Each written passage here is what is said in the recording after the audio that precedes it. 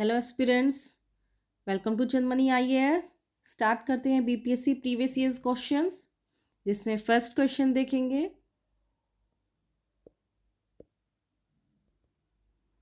First question है आपका, which of the following planets has the least density?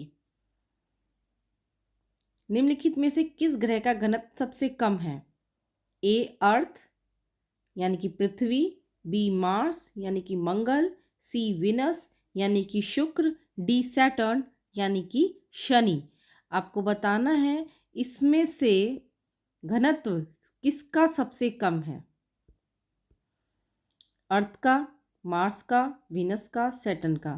पृथ्वी, मंगल, शुक्र ग्रह घनत्व सबसे कम है, least density. Which of the following planets has the least density? Earth, Mars, Venus, Saturn. किसका घनत्व सबसे कम है? इसका आंसर होगा शनि यानी कि सैटर्न। ठीक है, Saturn is also called a gas ball. इसको क्या बोलते हैं? सैटर्न को यानी कि शनि को क्या बोलते हैं? गैस बॉल बोलते हैं। और a galaxy like planet, galaxy like planet. ठीक है, इसका सैटर्न का लार्जेस्ट सैटेलाइट कौन सा है? टाइटन। ठीक है, तो आंसर इज शनि यानी कि सैटर्न। जो सैटर्न है यानी कि शनि है वो उसका घनत्व सबसे कम है। आंसर क्या है? डी। आंसर क्या है? D. D is the right answer. Saturn, Shani. ठीक है, next. Which is the most famous feature of चिड़िया लोकेटेड इन वेस्ट सिंहभूम? पश्चिमी सिंहभूम में स्थित चिड़िया की सबसे मशहूर खासियत क्या है? क्या यहाँ आयरन और माइनिंग है, डैम है, बर्ड सेंचुरी है या नेशनल पार्क है? आयरन और माइनिंग है, बांध है, पक्षी अभयारण्य है या नेशनल पार्क है? ए, बी, सी, डी में से कौन सा करेक्ट आंसर है वो आपको बताना है। कि चिड़िया जो कि वेस्ट सिंहभूम झारखंड में स्थित है वो किसके लिए फेमस है? क्या खास है वहां पर? चिड़िया बताएं। चिड़िया is located in West Cebu and is famous for A, B, C, D। इन चारों में से कौन सा करेक्ट ऑप्शन है? चिड़िया बताएं। आयरन और माइनिंग, डैम, बर्ड सेंचुरी या नेशनल पार्क? चिड़िया। चिड़िया, चिड़िया is famous for iron, iron और माइनिंग। ठीक है, और कहाँ हो गया? आयरन और माइनिंग पाया जाता है चिड़िया में। दूसरा और कहाँ? नोआ मंडी में, नोआ मुंडी में, है ना, नोआ मुंडी में चिड़िया हो गया वेस्ट सिंहभूम में। आपका घटकुरी, घाटकुरी हो गया। ठीक है, ये सब क्या है, किसके लिए फेमस है? आयरन और माइनिंग के लिए फेमस है, लो अयस्क के लिए फेमस है। ये वेस्ट सिंहभूम में है, चिड़िया, नावमुंडी, घटकुरी। और यहाँ पे क्या दिया हुआ है आपका? चिड़िया के बारे में पूछा था, वो किसके लिए मशहूर है? तो लो अयस्क के लिए मशहूर मशहूर है, यानी आयरन और माइनिंग के लिए फेमस है। चिड़िया is located in West Sibu, is famous for iron ore mining। ठीक है, ये आयरन और यानी कि लो एस के लिए फेमस है।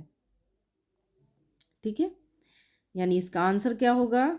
इसका आंसर है आपका ए। आंसर है आपका ए, आयरन और माइनिंग यानी लो एस्क। ठीक है, नेक्स्ट। नेक्स्ट है Pattiseema project is associated with the integration of which of the following rivers. जो आपकी पट्टिसीमा प्रोजेक्ट है निम्नलिखित में से किन नदियों के एकीकरण से जुड़ा है? क्या ये कृष्णा कावेरी से जुड़ा है, कृष्णा कावेरी से जुड़ा है, कृष्णा गोदावरी से जुड़ा है, गोदावरी ब्रह्मपुत्रा से जुड़ा है, या गंगा ब्रह्मपुत्रा? ए कृष्णा कावेरी, बी कृष्णा गोदावरी, सी गोदावरी ब्रह्मपुत्रा, डी गंगा ब्रह्मपुत्रा। जो पट्टी सीमा प्रोजेक्ट है, पट्टी सीमा प्रोजेक्ट है, वो किससे संबंधित है? पट्टी सीमा प्रोजेक्ट किन नदियों के एकीकरण से जुड़ा है? पट्टी सीमा प्रोजेक्ट बताएं। पट्टी सीमा, अगर हम कृष्णा नदी शुरुआत करते हैं पहले गोदावरी नदी से। गोदावरी नदी अगर हम देखें तो गोदावरी नदी जो गोदावरी रिवर है originated from the Trimbakeshwar. Trimbakeshwar Nashik Maharashtra से निकलती है। ये है आपकी गोदावरी, ठीक है, ये गोदावरी हो गई। एक मिनट,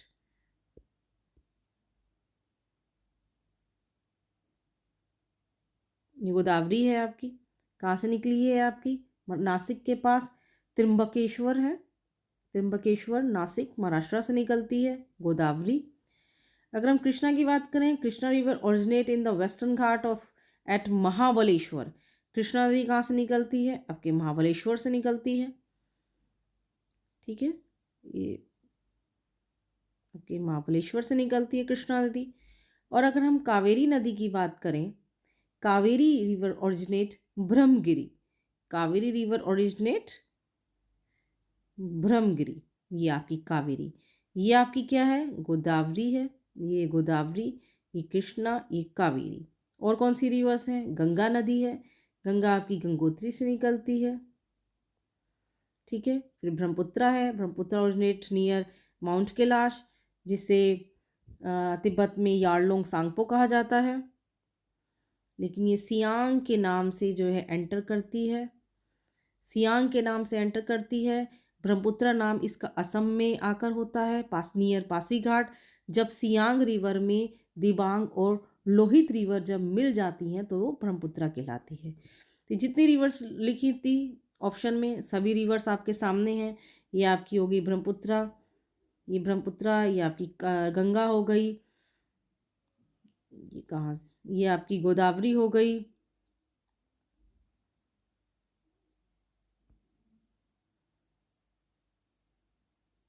ठीक है, ये आपकी गोदावरी हो गई, ये आपकी कृष्णा हो गई, ये आपकी कावेरी होगी। सारी रिवर्स आपके पास हैं। अब आपको ये बताना है कि पट्टिसीमा प्रोजेक्ट कौन सी नदी के एकीकरण से जुड़ा है। तो इसका आंसर है आपका बी, यानी कृष्णा और गोदावरी के एकीकरण से जुड़ा है। क्या है? बी, कृष्णा और गोदावरी। बी, कृष्णा और गोदावरी के एकीकरण से जुड़ा है, ठीक है। Next, Which of the following statements are concerned with eskers and drumlins? आपको एस्कर्स और ड्रमलिन्स के बारे में बताना है कि ये चार स्टेटमेंट्स में से कौन सा सही है। लिखा है कि eskers are ridges of crudely bedded gravels and sands. Esker मोटे तौर पर बिछे बजरी और रेत की पहाड़ियाँ होती हैं। बी, ड्रमलिन क्या होता है? ड्रमलिन क्या are constructed mostly of boulder and clays. क्या ड्रमलिन ज़्यादातर बोल्डर और मिट्टी से बने होते हैं। C, basket of eggs topography in the characteristics of terrain with eskers. क्या अंडों की टोकरी जैसी स्थलाकृति एस्कर वाले इलाकों की विशेषता है।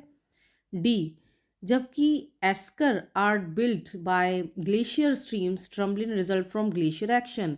जो एस्कर है वो ग्लेशियर धाराओं द्वारा बनते हैं और ड्रमलिन ग्लेशियर की क्रिया से बनते हैं। आपको बताना है कि ए बी सी डी में से कौन सा करेक्ट आंसर है। ये स्टेटमेंट टाइप क्वेश्चन है। पहले हम समझ लेते हैं कि ये एस्कर और ड्रमलिन है क्या, ठीक है। एस्कर और ड्रमलिन है क्या? ये है आपका एस्कर और ये है आपका ड्रमलिन। पहले आपको ध्यान देना है कि ये दोनों esker and drumlin are both glacier landform.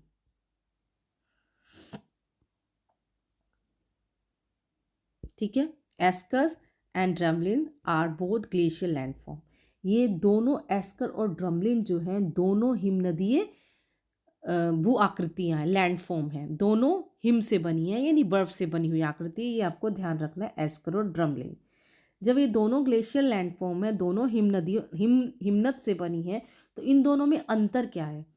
इन दोनों में अंतर ये है कि जो एस्कर होता है वो एस्कर जो है, जैसे ये आपका ग्लेशियर है, मान लीजिए ये ग्लेशियर है, इसके नीचे से नदी बह रही है, मान लो पानी बह रहा है, तो अपने साथ वो रेत और बजरी जमा कर रहा है इसके नीचे। और जब ये ग्लेशियर पिघल जाता है, जब ये ग्लेशियर पिघल जाता है तो इसके नीचे क्या बनती है?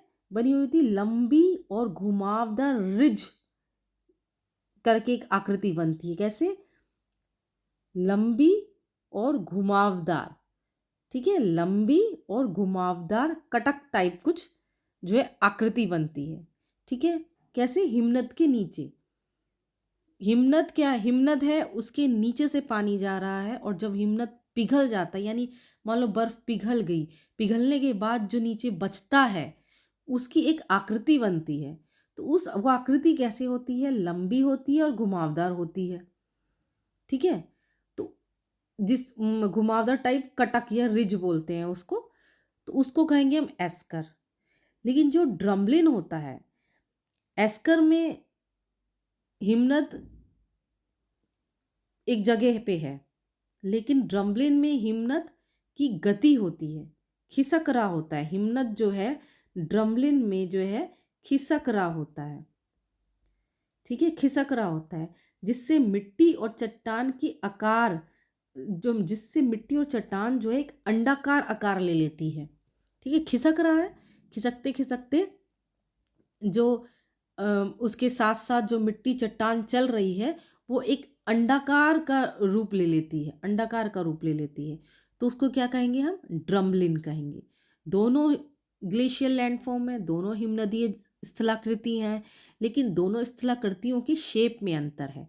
एक स्थलाकृति जिसको हम एस्कर कहते हैं वो तो भाई लॉन्ग होती है, लंबी होती है, घुमावदार होती है, और वो कब दिखती है? जब जो हिमनद होता है वो पिघल गया है, उसके नीचे जो बचा है वो स्थलाकृति जो है एस्कर कहलाएगी। लेकिन जो ड्रमलिन है वो गति करती हुई हिमनद से बनती है। ठीक है, और स्टेटमेंट में भी यही लिखा है, लास्ट वाले लाइन को आप पढ़ो कि esker are build by glacier streams and drumlin result from glacier action. कि जो एस्कर है वो क्या ग्लेशियर धाराओं द्वारा बनती है, और जो है ड्रमलिन ग्लेशियर की क्रिया से बनती है। ठीक है, एस्कर मोटे तौर पर बजरी रेत की पहाड़ी होती है, यानी वही रिज कटक होता है। ड्रमलिन बोल्डर मिट्टी से बना होता है। ठीक है, लेकिन मैंने आपसे अभी क्या बोला था कि एस्कर लंबी और घुमावदार होती है, और ड्रमलिन जो होता है वो अंडाकार का रूप ले लेता है। तो अंडाकार का रूप लेने में जो है सी स्टेटमेंट गलत होगा, क्योंकि ड्रमलिन से अंडाकार बास्केट ऑफ एग्स बनते हैं, एस्कर से नहीं बनते हैं, इसलिए ये गलत है। ठीक है, फिर से एक बार देख लेते हैं। एस्कर और ड्रमलिन दोनों ही हिमनदीय स्थलाकृति हैं, यानी कि ग्लेशियल लैंडफॉर्म है, दोनों ही ग्लेशियल लैंडफॉर्म है। ठीक है, लेकिन एस्कर का हिमनद एक ये हिमनद हो गया, एक ये हिमनद हो गया। ये एस्कर ग्लेशियर है और ये ड्रमलिन है। ड्रमलिन क्या है? मूव कर रहा है, गति कर रहा है, तो इसके गति से जो अंडाकार बनेगा आकार, जो कि अपने साथ लेके चल रहा है मिट्टी चट्टान को, तो ये क्या है? अंडाकार आकार किससे बनता है? ड्रमलिन से। एस्कर क्या है? एस्कर में क्या होता है? ये जो ग्लेशियर है ये पिघल जाता है, उसके बाद जो बचता है लंबा और घुमावदार रिज टाइप आकृति, वो क्या कहलाएगी? हमें वो क्या कहलाएगी? एस्कर कहलाएगी। ठीक है, तो यानी इसमें कौन सा ऑप्शन गलत है? सी ऑप्शन गलत है।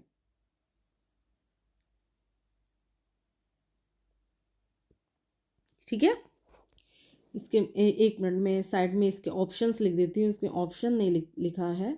जैसे ए का 1 2 3, बी का 1 2 4, सी 3 एंड 4 ओनली, डी का है आपका 1 एंड 2। तो इसका आंसर होगा बी, यानी 1 2 4 जो है करेक्ट है।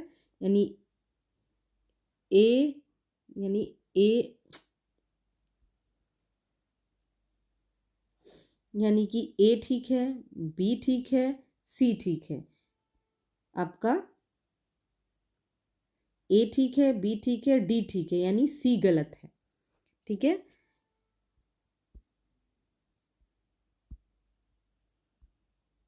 सारे ऑप्शन इसमें हो गए।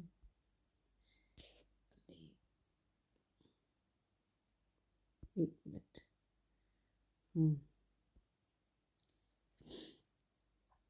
ये 1 2 3 4, ठीक है।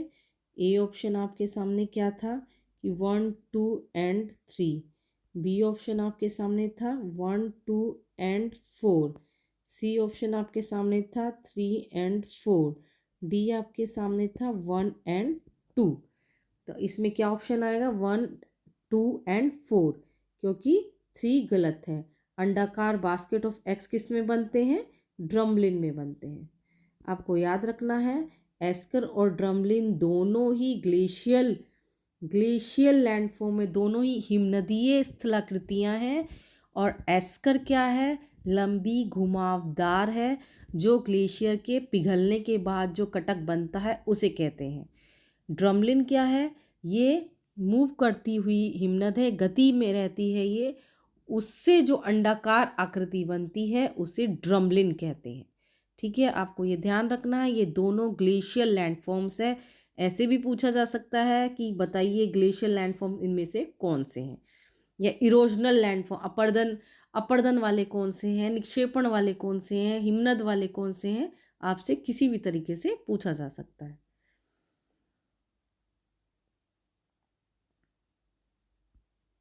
Next, combustion of underground coal occurs in the state of. भूमिगत कोयले का दहन किस राज्य में होता है? A West Bengal, B Bihar, C Jharkhand, D Orissa. आपको बताना है भूमिगत कोयले का दहन किस राज्य में होता है। बताएं।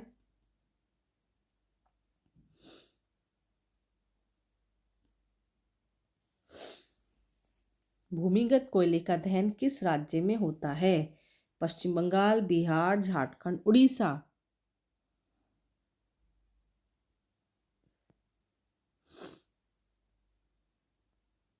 भूमिगत मतलब जो अंडरग्राउंड ही कोयला जो जलने लगता है उसे कहा जाता है। तो इसका आंसर होगा झारखंड, झरिया। आंसर होगा सी, क्या? Jharkhand. The combustion of underground coal is happening in Jharia of Jharkhand. ठीक है, इसका आंसर होगा झारखंड। नेक्स्ट है आपका the largest island of Japan in term of geological area. भौगोलिक क्षेत्रफल के हिसाब से जापान का सबसे बड़ा द्वीप बताना है आपको। ए होकाइडो, बी होन्शु, सी शिकुकू, डी क्यूशू। ए होकाइडो, बी होन्शु, सी शिकुकू, डी क्यूशू। आपको बताना है कि जापान का सबसे बड़ा द्वीप कौन सा है। जापान का सबसे बड़ा द्वीप कौन सा है? ये देखिए मैप में, ये मैप है जिसमें मैं आपको बता दूं, ये है आपका होकाइडो। क्या है?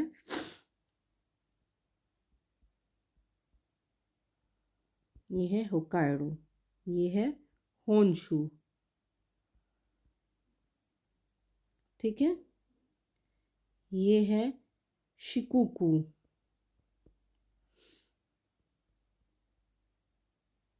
ये है क्यूशू। इसके सीक्वेंस भी आप याद कर लें, कई बार सीक्वेंस भी नॉर्थ टू साउथ पूछ लेता है कि होकाइडो, होन्शु, शिकुकू, क्यूशू के बारे में। लेकिन यहाँ पूछा है कि लार्जेस्ट कौन सा है। अब जब मैंने नाम लिख ही दिए हैं इस आइलैंड में तो आपको समझ में आ गया होगा कि सबसे लार्जेस्ट कौन सा है, होन्शू है। देख रहे हैं ये वाला जो है ये होन्शू है, ठीक है। तो इसका आंसर इज क्या होगा, बी आंसर होगा। दूसरा एक बात और मैं बता दूं, जापान के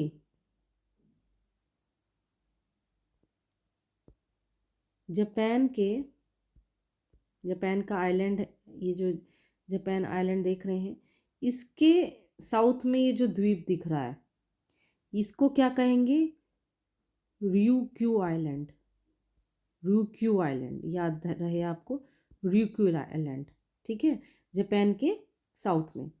और यही अगर हम जापान के नॉर्थ में देखेंगे तो यहाँ है आपका क्यूरिल आइलैंड, ठीक है, क्यूरिल आइलैंड। क्यूरिल आइलैंड है यहाँ पे जापान के नॉर्थ में, और जापान के साउथ में है ryukyu आइलैंड। ये आपको ध्यान रखना है।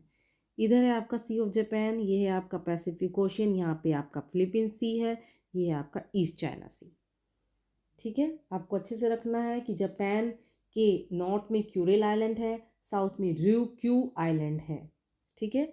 मेजर 4 आइलैंड्स हैं जापान के, कौन कौन से हैं वो नाम यहाँ दिए ही हुए हैं, Hokkaido, Honshu, Shikoku, Kyushu. Sequence बिल्कुल सही दिया हुआ है। इसने पूछा था आपका लार्जेस्ट, तो लार्जेस्ट है आपका बी होन्शू। सीक्वेंस यही है, होकाइडो, होन्शू, शिकोकू, क्यूशू, लेकिन सबसे लार्जेस्ट है होन्शू, ठीक है। लार्जेस्ट कौन सा है, होन्शू। और जैसे जापान का मैंने बताया था, यहाँ क्या है आपका ryukyu आइलैंड है, और यहाँ है आपका क्यूरिल आइलैंड, ठीक है। ये आपको ध्यान रखना है। कई बार पूछ लिया जाता है कि क्यूरिल आइलैंड किस सी में है, किस ओशियन में है, या ryukyu आइलैंड किस ओशियन में है, किस सी में, या किस कंट्री के नियर है। जैसे जैसे ये आपका ryukyu है तो ryukyu के साउथ में आपका ताइवान आ जाता है, आपके वेस्ट में चाइना आ जाता है, ठीक है। ये आपको ध्यान रखना है, मैपिंग अच्छे से देखनी है।